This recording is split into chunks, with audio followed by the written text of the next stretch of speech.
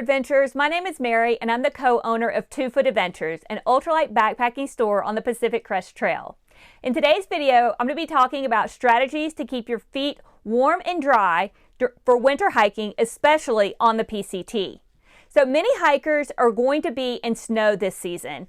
We're looking at a lot of snow coming up in the near future, and so some of you guys are going to start out in traditional footwear for PCT hikers like an Ultra Lone Peak or maybe a Topo Ultraverse, and other people then when you get into the really snowy mountains in the Sierras, you're going to upgrade to a boot. So for those of you looking for a good shoe for the PCT, this is a great shoe, the Ultra Tusher for the Sierras, but many people are not going to want to hike this shoe for the whole entire trail. Okay, so many of you would be wearing, as I said, something more like the Topo Ultra Venture, or even probably the most popular shoe on the trail is a Lone Peak made by Ultra. So these shoes are not waterproof, but when you're hiking through the snow, you will be getting a lot of the melt and so forth, and so your feet will be wet. So the best way to keep your feet warm and dry is going to be either using a vapor barrier or a waterproof sock. There are 2 different strategies. Both of them work equally well. And so I want to get into a little bit about the differences in them and give you some options that may help you to select the one that would be right for you. I personally really like the Rab Vapor Barrier. So the Rab Vapor Barrier is a waterproof membrane that is worn between a base layer and an overlayer. Okay, so with this one, I personally use the Injinji liner. The Injinji liner you put on first, then you put your Rab Vapor Barrier on, and I cover that with an icebreaker sock, just a regular sock over that.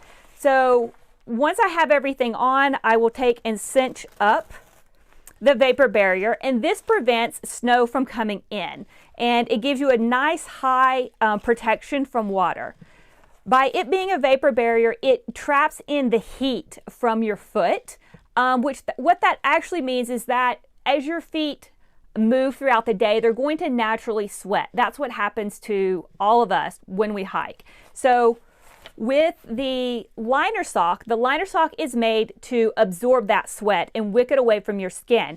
However, because you're wearing the vapor barrier, you may need to change out your liner sock a couple times during the day. So maybe at lunchtime you want to switch to a fresh sock. That will help to ensure that your feet stay dry the whole day. So here's the Injinji. Another popular sock is going to be just the Fox River liner. So either one will work. Any liner sock will work under the vapor barrier. So with the vapor barrier, like I said, then you insulate with your outer sock. You just put that right on over, and even though this looks big, it actually is really comfortable once you start hiking. There's very little restriction from foot movement. My feet still get to splay with the Injinji socks, and they're all still protected from each other. So even if my feet are sweating and my sock is damp, my toes individually are still protected from blistering each other. So that's why I really love this combination. Another huge benefit of this particular combination is that at night, if your feet are really cold, you can actually slide your vapor barriers on over your sleeping socks. It'll help to trap the heat. Okay, also, if you go through a stream crossing in the Sierras and you get water inside, you can simply turn these inside out, dry them off. You can do this at any time, and you could lay them out in the sun if you want to be sure they're super dry or you want to warm them up. But I just really like the versatility of this, and that you don't have any one sock that you need a big, heavy, thick sock to dry out. But so that's this combination. It's a little bit more bulky because there are 3 layers to it. Many PCT hikers last season went for the sealskins. So the sealskins are the #1 brand of waterproof socks on the market. Okay, they have been in this for decades. They make several different thicknesses. For the PCT, I like either the 1 or the 2. So that just has to do with how much insulation. It's an all-weather sock versus a slightly more insulated sock. If your feet tend to get really, really cold, I would go with the more insulated. For me personally, my feet stay pretty warm as long as I'm moving, so I would go with the lighter weight sock. This is an example of the lighter weight sock I have right here. You can see here the interior of it is, it's a black, it's merino wool. It's also got basically all 3 layers that this system has. They're all built into one. So you have the inner liner, you have a waterproof membrane, and then the exterior will determine how much insulation you have.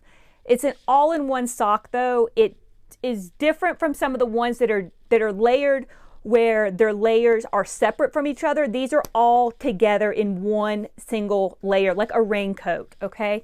So this one is a little bit thicker. So this one has just more merino wool on the inside, and it's also got a slightly thicker exterior to it. So these are the two different thicknesses that we carry, that we recommend for the Pacific Crest Trail hiking, and they're about $40 for one and $45 for the other one, and these retail for around $35 to $40 as well. So everything is pretty affordable when you look at how many miles you'll be using it, how many days you'll be hiking with it. This is an easy way that you can waterproof your hiking system, keep your feet warm, keep them dry throughout your winter hiking miles on the Pacific Crest Trail. I would even take and use one of these systems, even if I am using an all-weather boot, just for the extra insulation and the extra security. One thing you really, really want to take care of is your feet. So your feet are going to either make or break your hike. So for me, I like to just take all the precautions and be sure I'm prepared for all the situations when I head out on the PCT, because I don't know exactly what I'll be facing ahead.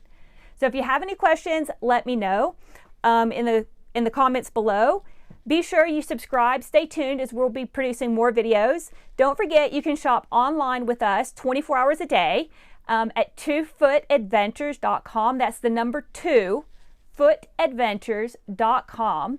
Also, we're on Instagram and Facebook at 2footadventures. We look forward to seeing you next time, and thanks for stopping by. Bye.